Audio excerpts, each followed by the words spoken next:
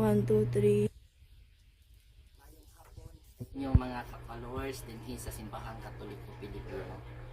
Ako po ay nagpapasalamat sa lahat ng mga followers na umabot na ngayon sa 5,827. Taos puso kami nagpapaabot sa inyo, sa bawat isa sa inyo ng aming pagpapasalamat. Dahil po kami din po ay naglalayon na mapakilala ang aming simbahan, hindi lamang dito sa Mindanao, pati na rin sa Luzon at Visayas.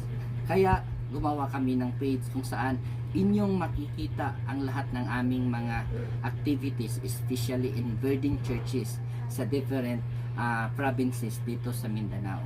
Dito nyo po makikita ang iba't iba naming mga activities sa simbahan. Sa pamamagitan ng page na ito, kami ay makikilala nationwide.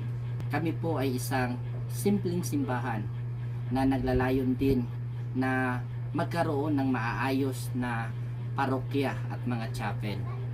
Kaya nga kami ay lubos na nagpapasalamat sa lahat ng mga sumunod sa aming page, sa mga nag-react, sa mga nag-like, sa mga nag-share po nito. Kami po ay taos pusong nagpapasalamat sa bawat isa sa inyo. Sa darating pang mga araw ay amin pa pong maipopost at maipakita sa inyo ang kanya-kanya naming mga aktibidad sa simbahan.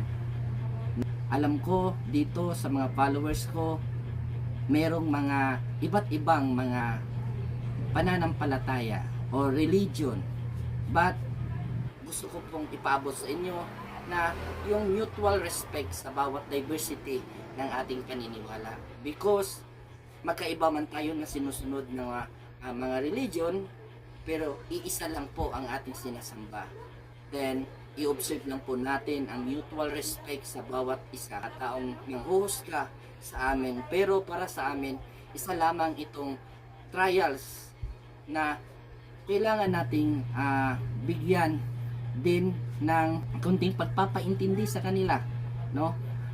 Na itong page na ito ay isa lamang daan namin para makilala kami at ma-recognize kami sa Luzon, Visayas at Mindanao. Maraming salamat po.